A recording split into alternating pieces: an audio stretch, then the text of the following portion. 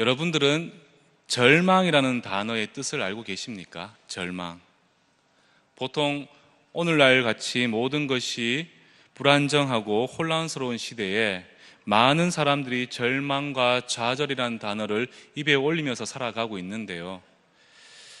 그렇다면 그 절망이라는 단어의 뜻은 무엇일까? 사전적 의미를 살펴보면 미래에 대한 희망을 잃은 정신적인 상태, 이렇게 정의를 내리고 있습니다.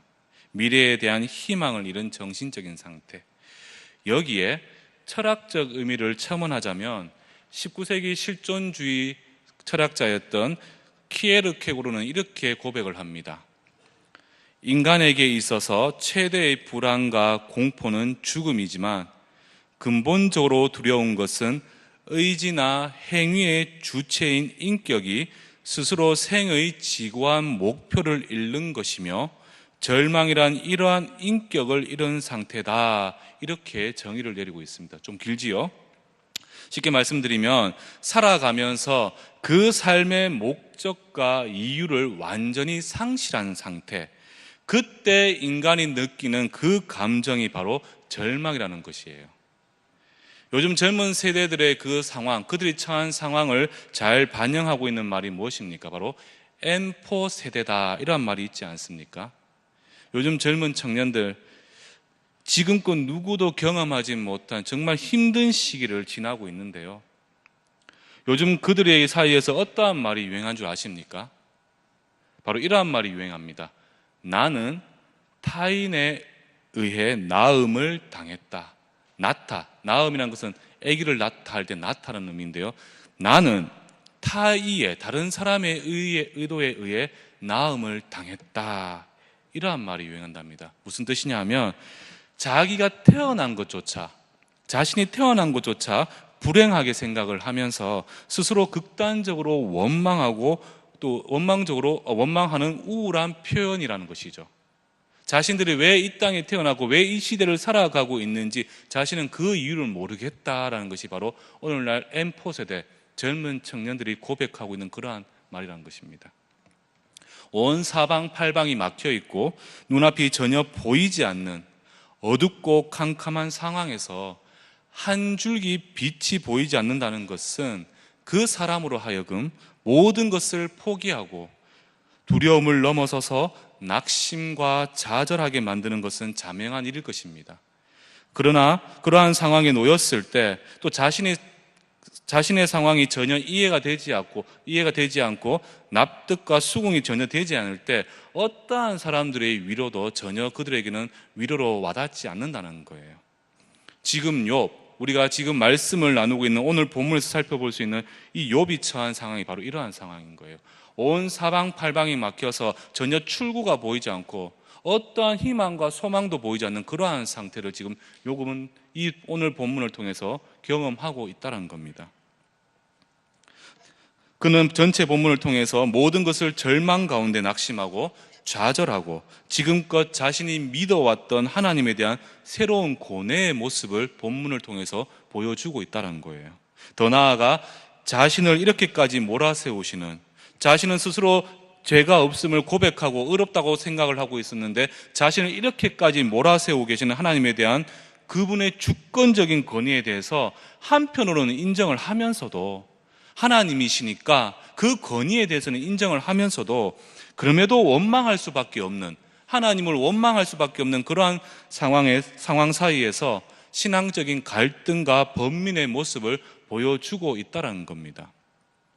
욥은요, 순전히 하나님 말씀에 비춰보았을 때 죄인이 아닙니다. 결코 죄인이 아니며 그로 인한 징벌을 받을 이유가 하등 없습니다.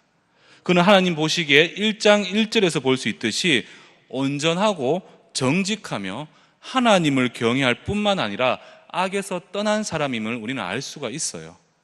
그럼에도 그는 하나님의 주권적인 결정, 하나님의 전적인 주권적인 결정으로 인해서 어떻게 됩니까?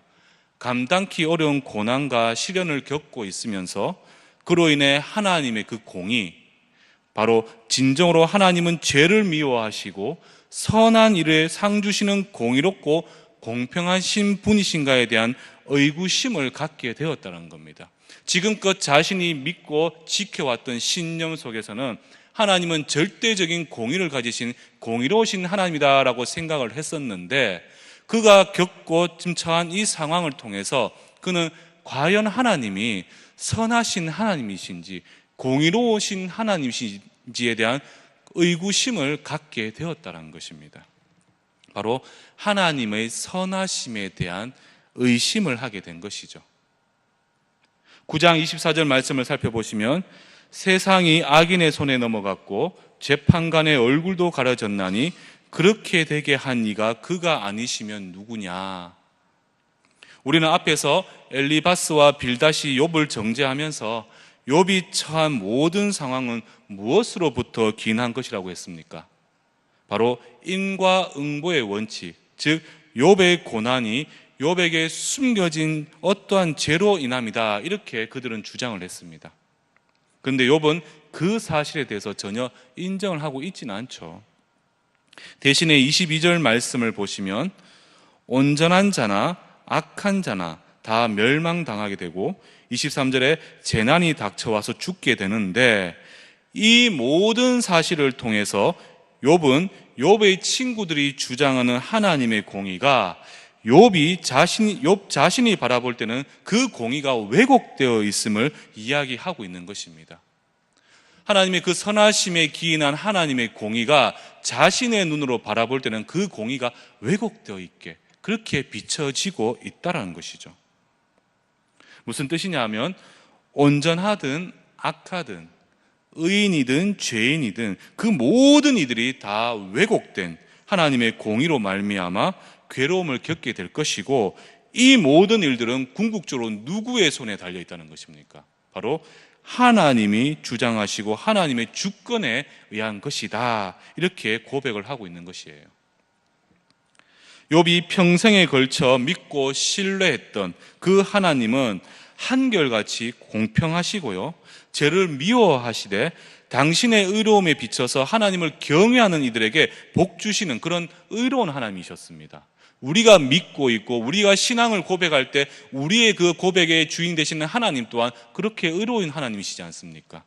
그러나 지금 욥, 너무나 심한 고통 속에 모든 것을 잃어버린 그 상실감이 큰 욥에게 있어서 지금 자신이 바라보는 그 하나님은요, 아무 이유 없이 고통을 주시고 선한 자나 악한 자나 상관없이 당신의 뜻에 따라 마음대로 심판하시고 멸하시는 분으로 비춰지고 있더라는 거예요. 12절 말씀을 한번 보십시오. 하나님이 빼앗으시면 누가 막을 수 있으며 무엇을 하시나이까 하고 누가 물을 수 있으랴. 이어서 15절에 가령 내가 의로울지라도 대답하지 못하겠고 나를 심판하실 그에게 간구할 뿐이며, 아무리 욥이 의롭다 할지라도, 내가 의롭다 할지라도 그분이 하시는 일에 어떠한 말도 할 수가 없다는 거예요. 단지 간구할 수밖에 없는 그러한 존재라는 것이죠. 이어서 17절 말씀에 그가 폭풍으로 나를 치시고 까닭 없이 내 상처를 깊게 하시며, 18절 나를 숨쉬지 못하게 하시며 괴로움을 내게 채우시는구나. 이어서 힘으로 말하면 그는 강하시고 심판으로 말하면 누가 그를 소환하겠느냐. 아무 이유 없이 나를 치시고 힘들게 한다 하실지라도, 하나님이 내 것을 빼앗으신다 하셔도 그분께 저항하며 변론할 수가 없다라는 거예요. 그분은 강하시기 때문에, 그리고 지존하신 하나님이시기 때문에 아무리 의로운 욥이라 할지라도, 아무리 온전한 사람이라 할지라도 하나님께서는 당신이 하고 싶은 대로 하시고 어느 누구도 그 일에 간섭할 수가 없다라는 것입니다. 이러한 하나님의 모습 앞에서 욥은 공의와 상관없이 당신의 뜻대로 의인이나 죄인이나 상관없이 고통을 주시는 그 하나님에 대한 절망과 낙심, 그리고 지금껏 자신이 지켜왔던 신념, 바로 하나님은 공의로우신 분이라는 그 신념에 대한 후회와 원망의 마음을 가질 수밖에 없게 되었다는 거예요. 사랑하는 성도 여러분들, 지금 욥의 이 고백, 욥의 이러한 모습은 어떻게 보면 지극히 당연한 우리의 모습이 아닌가 싶습니다. 아니, 하나님을 믿는 자가 어떻게 저렇게 고백을 할 수 있는 거야? 어떻게 하나님을 그렇게 바라볼 수가 있지? 이것은요, 지극히 우리 안에 내재되어 있는 신앙의 위선의 모습인 거예요.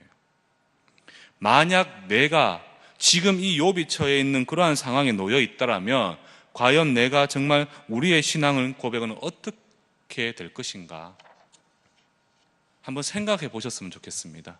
정말 지금 내가 처해 있는 욥의 상황, 나도 사랑하는 자녀들이 죽고 모든 것을 상실하고 몸도 아프고 사랑하는 사람이 나를 떠났다면 과연 내 입에서 하나님의 그 선하심과 하나님의 공의를 이야기할 수 있을까?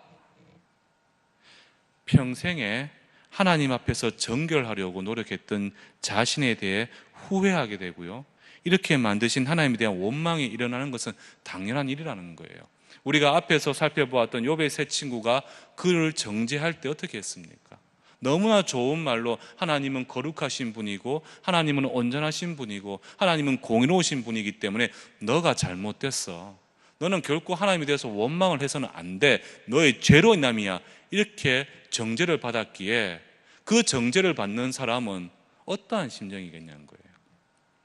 스스로 자신은 의롭다 말할 수는 없다 할지라도 죄를 짓지 않았고 하나님 앞에 정말 거룩한 모습으로 정결한 모습으로 살아왔는데 왜 내가 이러한 고통과 어려운 상황에 놓여질 수밖에 없냐는 것이죠. 욥의 세 친구는 거룩하신 하나님이라고 고백할지언정 자신이 바라보는 하나님은요, 결단코 공의로우신 하나님이 아니고 선한 자나 악한 자나 모든 이들을 하나님이 당신의 뜻대로 고통 주는 그러한 분으로 비춰지고 있다는 겁니다. 제가 왜 이 말씀을 여러분들께 전하냐 하면요, 우리의 마음에 때로는 하나님에 대한 원망이 있을 수는 있습니다. 우리의 마음에 우리가 처한 상황을 통해서 하나님 앞에 원망할 수가 있다는 거예요. 그것은 지극히 당연할 수가 있다는 것이죠. 그러한 내 모습을 통해서 내가 또 하나님께 죄를 짓는구나, 나는 정말 큰 죄인이야, 스스로 자책할 필요가 없다는 것이죠. 우리는 연약한 인간이기 때문인 것입니다. 그런 점에서 욥의 세 친구, 그들은 스스로가 지혜자라고 여기고 있지만 그들은 지극히 위선적인 인물이 될 수가 있다는 거예요. 우리의 공동체는 그러한 사람들이 없습니까? 너무나 상처받고 고통스럽고 너무나 살아가는 그 삶의 이유조차 모르는 그러한 사람들에게, 그래서 그들이 내뱉는 한마디의 불평을 가지고 정죄하는 그러한 모습들이 우리에게는 없냐는 것이죠. 꼭 기억하십시오. 그 신앙의 위선이라는 것은 우리 스스로는 깨닫지 못하지만 누군가에게는 그 사람을 죽일 수 있는 큰 상처가 될 수가 있다는 것입니다. 사랑하는 여러분들, 땅끝의 아이들이라는 책의 저자인 고 이민아 목사님, 여러분들 너무나 잘 아실 거예요. 결론적으로 볼 때는요, 그분은 자신이 처한 모든 상황을 하나님의 사랑과 그 신앙을 바탕으로 잘 이겨냈기 때문에 우리는 박수를 칩니다. 그런데 이민아 목사님도요, 맨 처음 자신이 사랑하는 첫째 아들 있지 않습니까? 그 첫째 아들이 원인도 모르는 병으로 인하여 19일 만에 하나님의 부르심을 받았을 때 그분은 1년이 넘도록 하나님을 저주하고 하나님을 원망하고 눈물로서 밤을 지새웠습니다. 그리고 태어난 둘째 아들 어땠습니까? 그 둘째 아들 또한 몸에 장애를 가지고 태어났지 않습니까? 만약에 이민아 목사님이 그러한 상황 속에서 자신도 병이 들어 고통스러운 그 상황 속에서 하나님을 원망했을 때 과연 그 원망이 무조건 죄라고 볼 수가 있을까라고 우리는 생각해 볼 필요가 있다는 것이죠. 저는 모르겠습니다. 보수적인 가정에서 태어났고 또 보수적인 신앙을 배우며 자랐기 때문에 하나님을 원망하고요, 하나님께 불평하는 그 자체만으로는 저는 정말 죽을 죄라고 저는 생각을 했습니다. 인간이 아무리 감정적이고 인간이 아무리 연약한 존재라 할지라도 내 안에 그러한 고백이 있다는 것은 나는 정말 용서받지 못할 죄를 짓고 있다, 그렇게 생각을 했는데 오늘 본문을 통해서 욥을 보십시오. 욥은 어떻습니까? 그는 이제 하나님은 절대 공의로우신 분이 아니야, 하나님은 절대 선하신 분이 아니야 라고 그는 스스로 고백하고 있어요.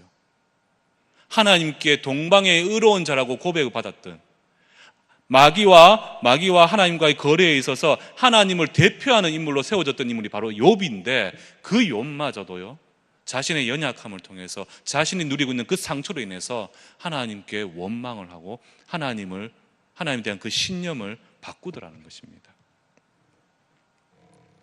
눈앞이 캄캄해지고 아무것도 할 수 없는 어떠한 소망이 보이지 않을 때 이 모든 일의 주체이신 하나님에 대한 원망이라면 인간이란 누구도 가질 수가 있다는 것이죠.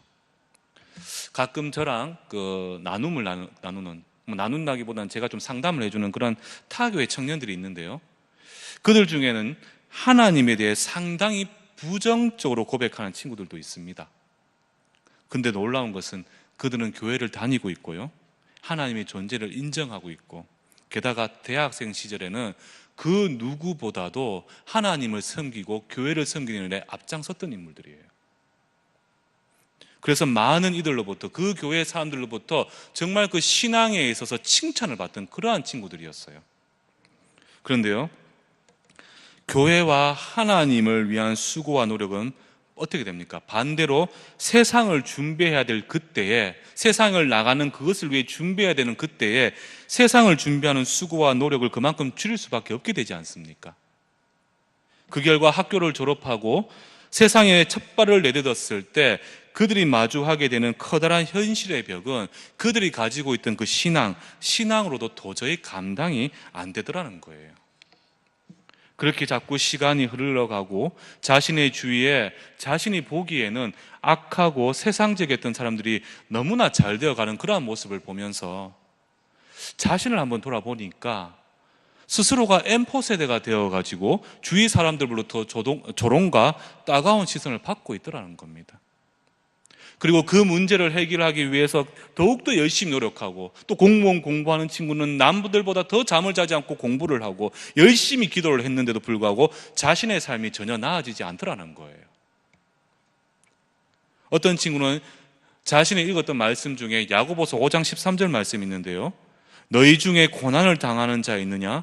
그는 기도할 것이요 즐거워하는 자는 찬송할지니라. 이 말씀이 자신에게 하나님께서 주신 말씀이라 생각을 하고 그 말씀을 가지고 이제 기도하고 또 기도했음에도 불구하고 변한 것이 없고, 분명히 그분이 모든 일의 주권자이심을 기억하는데, 하나님께서 이 모든 일의 주권자이심을 분명히 나는 알고 있는데 왜 선하게 살아온 자신에 대해서 이렇게 시련과 고난을 허락하시는지 도무지 이해가 되지 않더라는 겁니다. 도대체 의인을 고통 속에, 악인을 평안 속에 두시는 이유가 무엇인가? 그들이 느끼는 하나님은요, 고통 속에 있는 자신들을 향해 당신의 얼굴을 가리고 계신 그러한 하나님이시라는 거예요. 어떠한 상황 속에서, 너무나 힘든 상황 속에서 당신의 이름을 부르짖고 간구하고 하나님께 이름을 막 소리쳐 불렀다 할지라도 하나님께서는 결코 자신의 얼굴을 그들 향해 비춰주지 않으시더라는 겁니다. 그래서 그들이 느끼는 감정이 무엇이겠습니까? 바로 절망이라는 거예요. 절망. 세상이 어떠한 방법으로도 내가 이 길을 못 가는데, 내가 믿고 평생을 의지했던 그 하나님, 공의로우신 하나님, 선하고 하나님의 영광을 위해서 살아가는 그 백성은 하나님께서 끝까지 책임져 주실 그 공의로우신 하나님을 의지하여 기도하고 부르짖었음에도 불구하고 하나님은 자신들을 향해 그 얼굴을 가리시더라는 거예요. 더 나아가서요, 10장 18절 말씀과 같이 주께서 나를 태에서 나오게 하셨음은 어찌함이니까? 그렇지 아니하셨더라면 내가 기운이 끊어져 아무 눈에도 보이지 아니하였을 것이라. 무슨 말입니까? 욥과 같이 차라리 이럴 바에야 태어나지 않은 것이 더 좋았을 것을 이렇게 고백하는 친구들도 있었어요. 자신의 아버지가 목사님이기도 하고요, 자신의 아버지가 장로님이기도 하고요, 중직자 자녀이고요, 모태신앙입니다. 그런데 내가 욥이 고백하는 것 같이 내가 태어난 것이 너무나 싫다라는 것을 고백하더라는 거예요. 바로 이것이 이 시대를 살아가는 젊은 청년들의 삶의 고백이요, 그들이 느끼는 절망이라는 것입니다. 그리고 이 절망은 바로 욥을 에워싸고 있다는 것이죠. 그리고 그 절망을 통해서 드디어 그 완전하고 의롭던 욥, 하나님께서 마귀에게 나를 대표하는 거룩한 내 종이라고 당당히 말씀하셨던 그 욥의 입에서 더 이상 하나님은 공의로우신 분이 아니다라는 고백까지 나오게 되었다는 겁니다. 스스로 자신이 들여다보기에 사망의 음침한 골짜기를 걸어가고 있고 빛이 전혀 보이지 않는 흑암 가운데 있음에 이제는 두려움과 염려가 아닌 모든 것이 절망과 낙심 가운데 포기할 수밖에 없다라는 그러한 상황이란 것이죠. 지금 욥이 이러한 상황이란 거예요.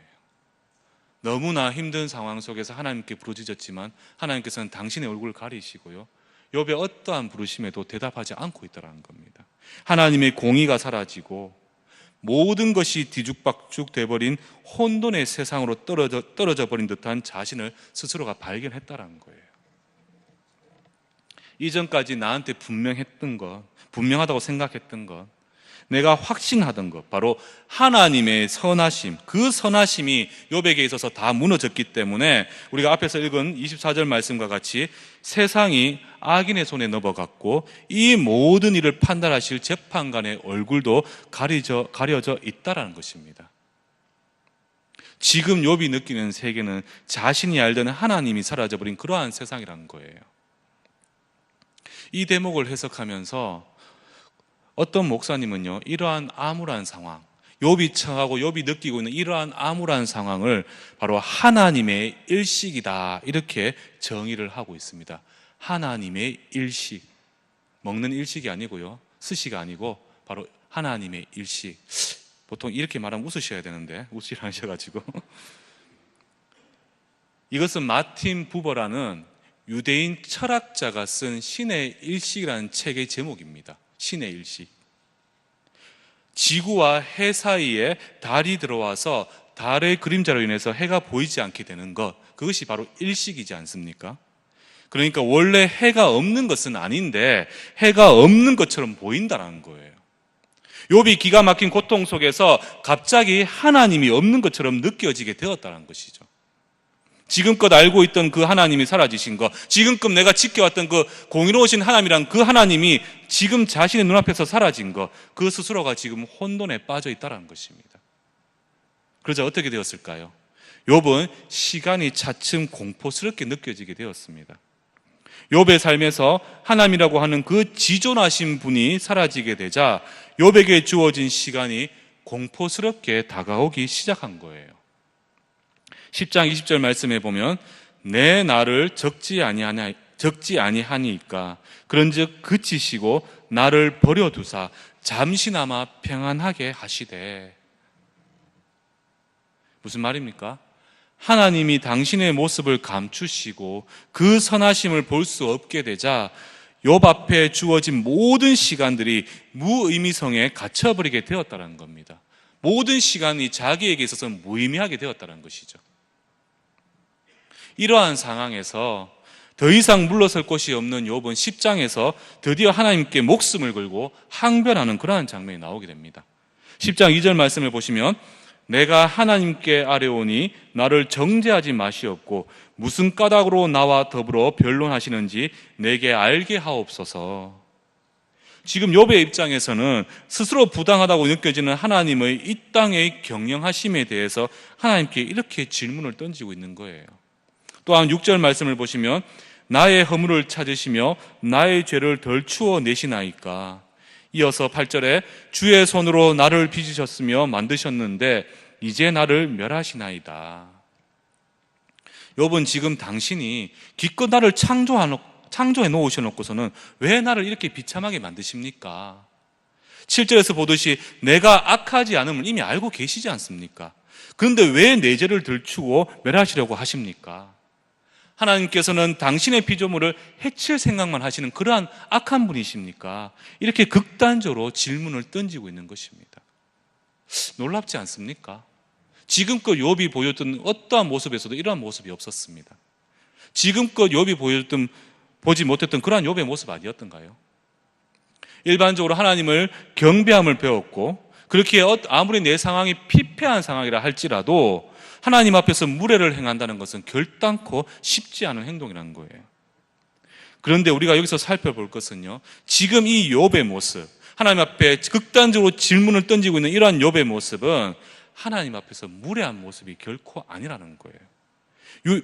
하나님 앞에서 무례한 모습이 아니라 이해할 수 없는, 자신이 지금 처해 있는 이 상황, 이해할 수 없는 이 상황에 대해서 정직하게 자신의 마음을 하나님께 고백하고 있는 것입니다.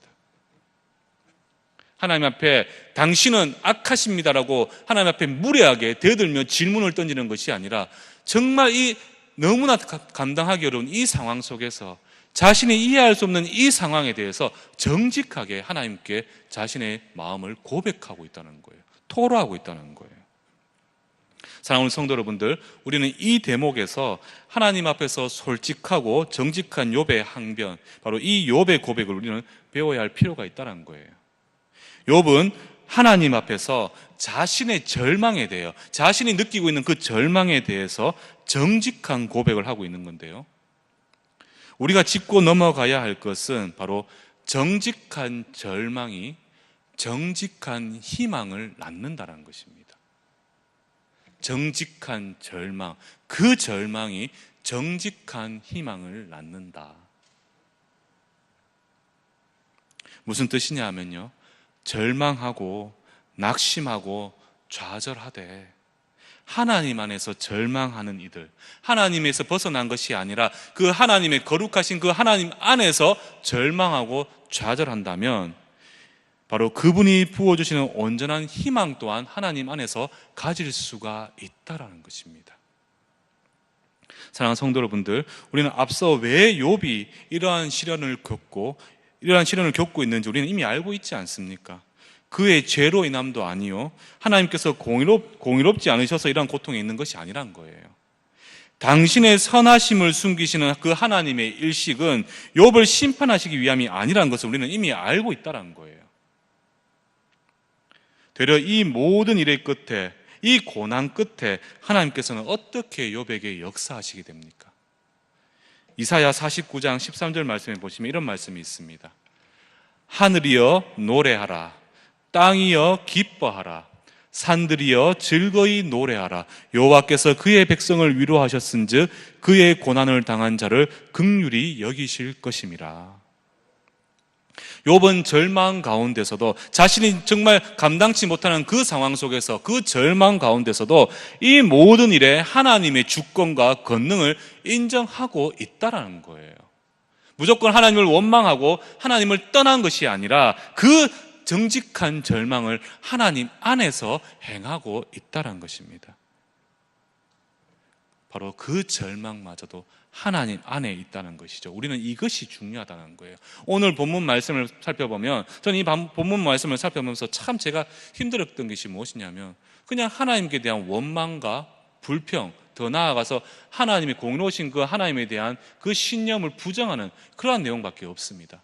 그래서 저는 이 말씀을 묵상하면서 무엇을 제가 적용할 수 있도록 말씀을 전해야 될까 묵상하는 중에 하나님께서 저에게 주신 말씀이 무엇이냐면, 그러한 절망일지언정 내 안에서 절망하라는 거예요.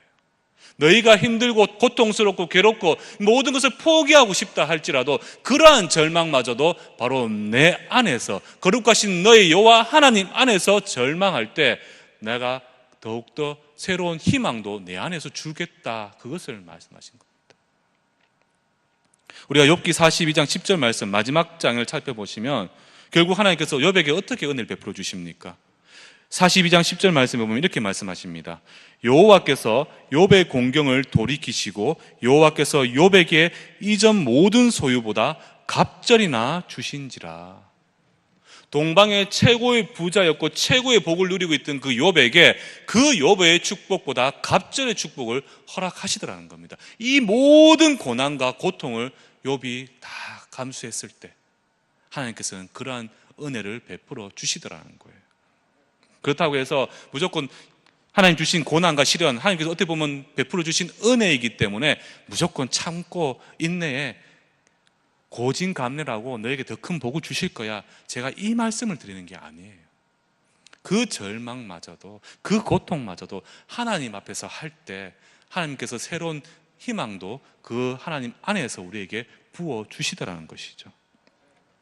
그 영광과 빛나는 얼굴을 가리시고 욥의 신음을 듣지 않으시며 세상으로부터 조롱과 멸시천대를 받아도 돌아보시지 않던 그 하나님께서 때가 되었을 때 욥이 겪은 모든 시련과 고난에 대해서 다 갚아주시더라는 거예요. 온 세상이요 나를 버린 것만 같더라도 아무리 불러도 우리를 향해 돌아보시지 않던 그 하나님께서 이 모든 고난과 시련, 그 마지막 끝자락에서 당신의 크고 놀라운 은혜를 물 붓듯이 부어주시고 우리를 회복시켜 주시더라는 거죠. 이 또한 하나님의 놀라운 섭리 아니겠습니까? 사랑하는 성도 여러분들, 우리가 지난주에도 들었지만요, 요한복음 9장의 내용을 살펴보면 날 때부터 맹인된 자, 눈먼 자를 보면서 제자들이 예수께 질문하는 것이 있었습니다.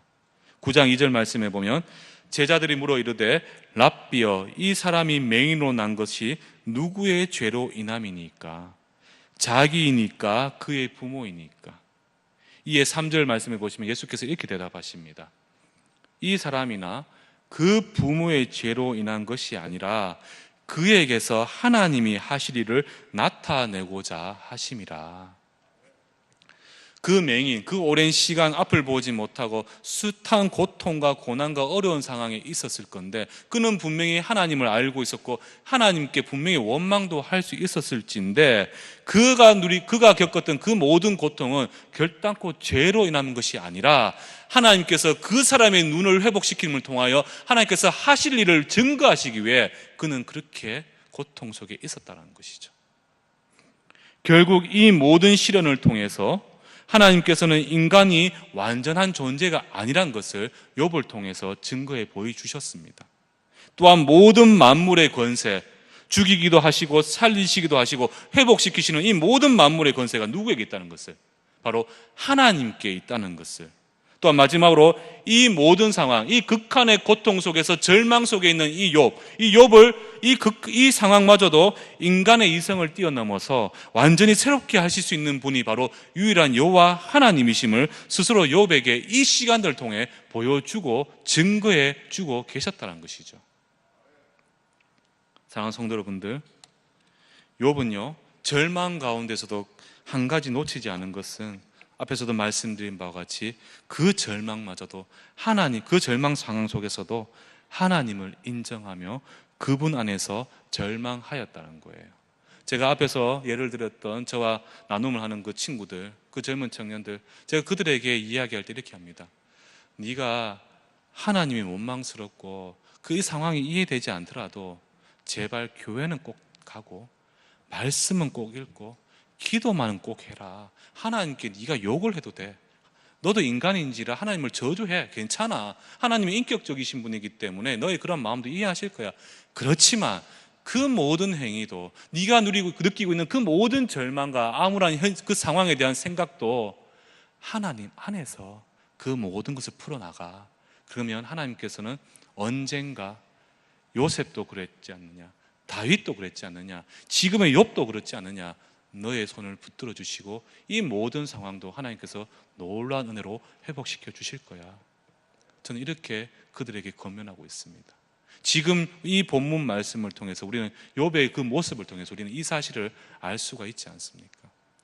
그 청년들, 어떻게 보면 지금 우리가 누구에게도 말하지 못한 우리만이 고백하고 있는 그 모든 숱한 어려움과 그 상황들, 그 삶의 질곡과 우리가 마주하고 있는 그 현실의 벽들, 이 상황들이 무턱대고 우리가 하나님께서 공인하신 분이 아닌 것이 아니라 이 상황을 통해서 하나님께서 무언가 우리에게 이루고자 하시는, 또 우리를 통해서 뭔가 이루고자 하시는 하나님의 놀라운 계획과 섭리가 있다는 것이죠. 우리는 그 하나님을 기억하면서요, 하나님을 떠난 삶이 아니라 하나님을 의지하고 그 원망과 절망도 하나님 안에서 우리는 은혜롭게 그 모든 상황을 누려야 한다는 것입니다. 제가 마지막으로 말씀 한 구절을 찾고 이 말씀을 마치도록 하겠습니다. 시편 73편 25절에서 26절 말씀이 있는데 우리 다 같이 한번 찾아보시겠습니까? 시편 73편 25절에서 26절까지의 말씀. 여러분들이 너무나 잘 아시는 말씀인데요, 구약 855페이지입니다. 시편 73편 25절 26절 말씀 찾으셨으면 우리 다 같이 한 목소리 한번 읽어보도록 하겠습니다. 시작. 하늘에서는 주 외에 누가 내게 있으리요? 땅에서는 주밖에 내가 사모할 리 없나이다. 내 육체와 마음은 쇠약하나 하나님은 내 마음의 반석이시요 영원한 분깃이시라. 아멘. 이 시편 기자의 고백처럼 우리의 상한 어깨를 누일 수 있고 우리로 평안의 은혜를 허락하시는 분은요, 다른 분이 아니라 오직 여호와 하나님 한 분밖에 안 계심을 꼭 기억하시기 바랍니다. 지금 나에게 주어진 시련과 고난이 있다면 이 모든 일을 통해 하나님께서 우리로 크고 놀라운 일을 보이시고자 하는 그분의 은혜임을 우리는 꼭 기억하시면 되겠습니다. 앞에서 말씀드린 바와 같이 요셉도 그 고난 속에서 하나님께서는 크고 놀라운 은혜를 베풀어 주셨고요. 그 다윗, 하나님께 기름 부음 받아 왕으로 택함 받았던 그 다윗도 그 오랜 시간 그 고통 속에서 그 절망 가운데서도 그 하나님 앞에서 절망과 그 상황 속에서 하나님의 놀라운 일들을 경험하고 보았지 않습니까? 욥도 결국에는 하나님의 크고 놀라운 은혜를 경험하고 누리게 되는 그런 은혜를 누리게 되지 않습니까? 그 오랜 고난의 시간을 통해 이 모든 만물의 건세가 지존하신 하나님께 있음을 깨달아 알았던 것처럼 나에게 길고 긴 역경이 있다 할지라도 그 뒤에 분명히 하나님의 놀라운 계획과 섭리가 있다는 것을 꼭 기억하시고, 비록 내가 절망 가운데 절망 속에 있다 할지라도 그 절망마저도 하나님 안에서 절망하심을 통하여 하나님께서 허락하시고 우리에게 부어주실 그 새로운 희망을 기대하며 이 땅을 살아가실 수 있는, 어떠한 삶의 질곡이 나에게 다가온다 할지라도 그 모든 일을 통해서 나를 영화롭게 하실 그 하나님의 영광을 기억하면서 어떠한 상황 속에서도 승리하는 삶을 살아가실 수 있는 귀하고 복된 우리 내일교회 성도들 되기를 주님의 이름으로 축복합니다.